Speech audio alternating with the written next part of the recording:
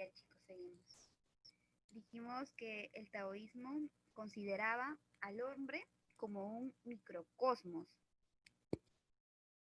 A ver, si no se me escucha o hay alguna interferencia, por favor, en el chat para poder resolverlo lo más pronto posible.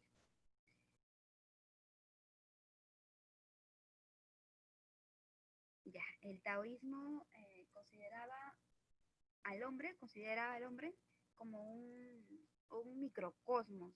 Así que el conocimiento que tenía el conocimiento que tenía el hombre, permitía el conocimiento del universo. El taoísmo lleva una vida retirada y alejada de la ciudad. De ahí la importancia de la meditación para alcanzar esta unión con el Tao. Al observar sus características podemos deducir que dicha doctrina buscaba una integración humana con la naturaleza, con la siguiente sumisión, que era alcanzar el equilibrio, el bienestar, la paz, la armonía. El taoísmo dejó muchos escritos y es una de las filosofías más importantes que dejó China. Pasamos a la arquitectura.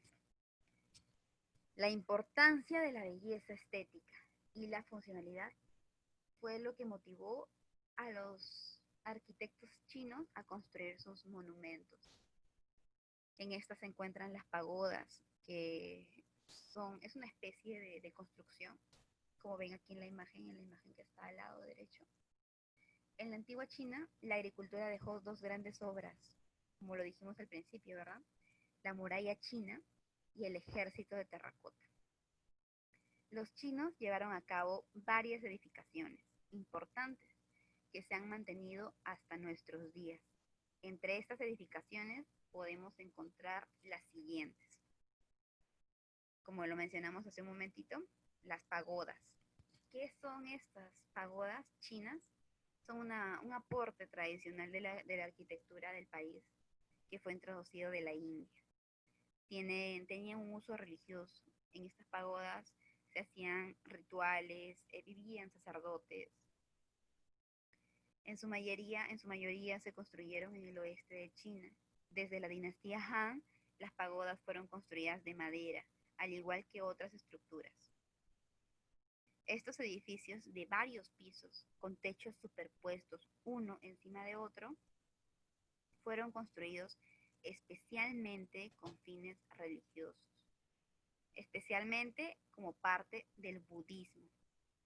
Es por eso que se pueden ver en la mayoría de estos templos dedicados al budismo una religión con orígenes provenientes de la cultura hindú. La otra, el otro gran constructo arquitectónico que nos dejaron fue el Palacio Prohibido. El Palacio Prohibido fue donde los emperadores de la dinastía Ming y Qing estuvieron durante 500 años. El palacio tiene 4 puertas y 4 torres. Es inmenso. El ejército de terracota. El ejército de terracota fue descubierto aproximadamente en 1974, cerca de Xi'an. Formaba parte de la tumba del emperador Huang y consistía en más de 7.000 figuras de guerreros de terracota en posición de batalla y tamaño real. Tenían caballos y hasta carros de guerra. Pero ustedes se preguntarán por qué hicieron a estos soldados de terracota, por qué hicieron a este ejército y por qué lo dejaron ahí. Esto es conocido ahora como el mausoleo de Qin Shi Huang. Es el recinto donde el emperador Qin edificó su tumba y la de su familia, junto a otras 400 tumbas más. Además, adelante de este gran descubrimiento, pusieron resguardos. Además del impresionante ejército de terracota que mandó construir durante su gobierno, se suman muchísimas más esculturas más. Estos soldados fueron moldeados en terracota, miles de soldados chinos en formación de batalla. que resguardaban la entrada de la tumba del primer emperador chino. Estas estatuas, con gran detalle en su rostro y armadura, miden alrededor del 1,72 m hasta los 2,30 m. Fueron diseñadas para parecer un ejército real y demostrar así el poder que tenían ellos y la grandeza de su emperador. Los soldados de terracota fueron una parte de la imponente construcción de su diseño, del diseño que hizo Shi Huangdi. Estos resguardarían el tesoro más grande que tenían, que era el mausoleo, con una altura de 120 metros. Según los escritos históricos, se encuentra la tumba en bronce del primer emperador vestido con una armadura de oro, flotando en los ríos de Mercurio, con una representación en miniatura de todo su reino. Si bien aún no se ha permitido la entrada y la excavación de la tumba, ya que China ha decidido esperar hasta que se desarrolle la tecnología para poder preservar lo que aún se resguarda ahí, hay pruebas científicas que han demostrado que se encuentra una cámara de gran tamaño y los índices de mercurio son los más elevados de lo normal. Serían las únicas pruebas que ratifican los escritos que describen la imponente tumba. El ejército de terracota fue un descubrimiento muy importante que demostraba el poder que tenían en ese tiempo los imperios. El otro gran constructo que nos dejó China fue su muralla. El emperador Qin ordenó la construcción de la muralla china para defender a su ejército de invasores extranjeros. Futuras dinastías la extendieron, porque esta muralla no comenzó así como ustedes la ven ahora. Más dinastías se sumaron y la fueron extendiendo. Ahora mide más de 7,240 kilómetros y va desde el Mar Amarillo hasta Xiagyang. Muchos estados del norte de China en ese tiempo habían construido ya murallas para protegerse de las batallas que se libraron por el control total del territorio. Qin Zheng tenía conocimiento de estas. ¿Quién era Qin Zheng? Era el emperador de Qin. Él tenía conocimiento de estas construcciones y ordenó a sus ingenieros unir todas estas construcciones que habían venido construyéndose.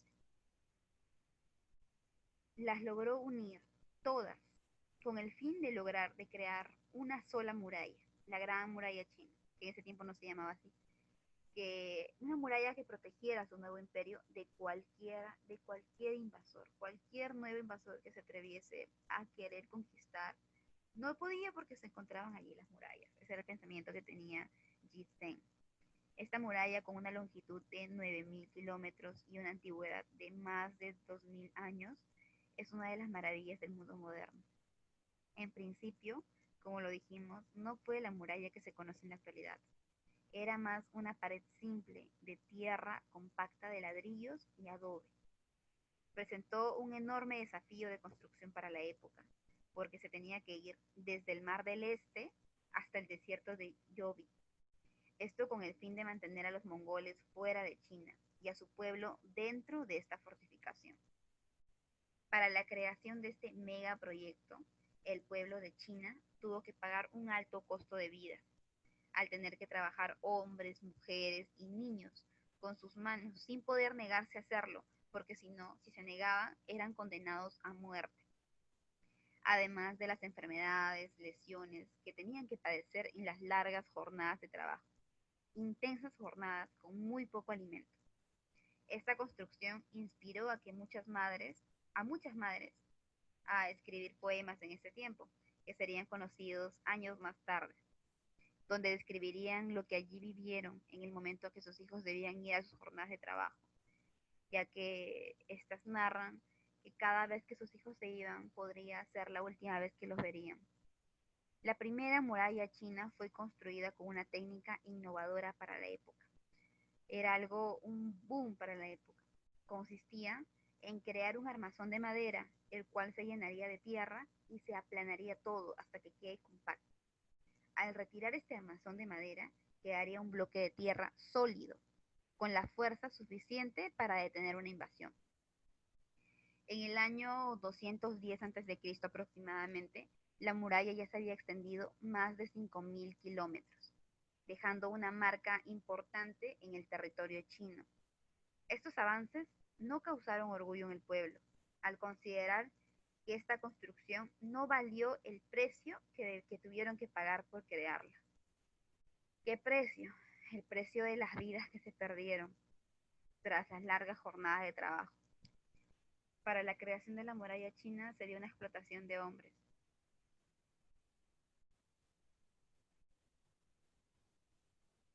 El arte. Como dijimos con anterioridad, el arte que nos trajo consigo China fue la seda, el uso de la seda, la porcelana china, la tinta y las cometas, no, entre otras más. Hay muchísimas más. La brújula, pero eso no forma parte del arte, son ya más herramientas. La cultura china es una de las más importantes e influyentes de la historia, eso nos queda claro, pero también es cierto que es una de las más complejas y cerradas que existen, sobre todo para los occidentales. En esta cultura se puede observar en ámbitos como la filosofía, el arte, la música y la mitología, la gran influencia de historia que tienen, la cual se fue transmitiendo a través del tiempo. Vamos a hablar un poquito aquí de la música china. La música china está basada en un aspecto sagrado, político y popular de las tradiciones chinas. Fue implementado con instrumentos tradicionales que producían ritmo, tono, compás, muy distintos a la música occidental. Esta se desarrolló en medio de las dinastías. Específicamente se le atribuye a la dinastía Tang, según los documentos de la época. A pesar de que los músicos no gozaban de tanta importancia como sí lo hacían los pintores, la música logró desarrollarse con gran fuerza y se veía como un medio que contribuía a la armonía y a la relajación del espíritu. Esta, con estas palabritas son armonía y relajación del espíritu, ¿a qué les hace alusión? A las religiones, a las filosofías. La música influyó muchísimo en, en el desarrollo de las filosofías. Por ello, la mayoría de los emperadores de las diferentes dinastías le daban suma importancia a la música folclórica china. La música fue muy importante en esa época también. La porcelana. La porcelana fue la primera verdadera porcelana fue hecha durante la dinastía Tang. La fabricaron con arcilla blanca en hornos a 1200 grados centígrados para tener un material duro y sin poros, un material casi perfecto. La calidad se exportó de Japón a Europa. Este material y los productos elaborados con él por los chinos han sido desde hace mucho el motivo del comercio de esta enorme región. Esto se debe a que tienen una calidad única y también diseños muy llamativos y fascinantes en el mundo asiático. Lo otro que nos trajo consigo fue la seda. Los chinos la inventaron y era el artículo más valioso y original. Estos artículos eran originarios de la ruta de la seda. La leyenda dice que la emperatriz Lin Chi descubrió la seda cuando un capullo del gusano de seda cayó en su té. Los capullos se ponen en agua para matar a la larva, se enrollan y se secan.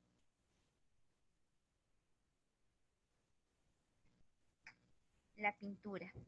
Existían dos tipos de pintura, la acuarela y la de estampados. Los originales de la pintura tradicional de China se remontan a las más tempranas épocas de la historia de este país.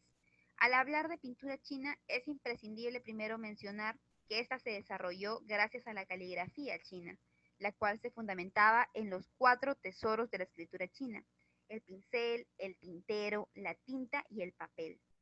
Luego de que se desarrollase la caligrafía china, viene la idea de utilizar técnicas parecidas para la pintura y sus distintas clasificaciones que tiene esta. Entre las clasificaciones que se halla en la pintura china, podemos contar los retratos, las flores, los pájaros, los paisajes y los animales.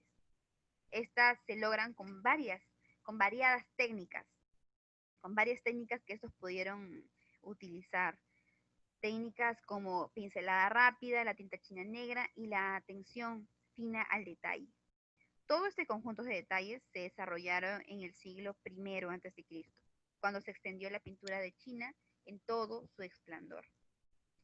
Lo siguiente que nos trajo en el campo científico, China fue la medicina, la unión del cuerpo, el espíritu y el entorno. Las grandes invenciones como el papel, la moneda, la pólvora, la brújula, perdón, y la imprenta. La brújula. La primera brújula del mundo se hizo en China, en la dinastía Qin. Esta estaba hecha de piedra imán, un mineral de hierro basado en óxido que se alinea por sí mismo en dirección norte-sur, directamente hacia el campo magnético de la Tierra. El uso de la brújula fue documentado en varios textos chinos.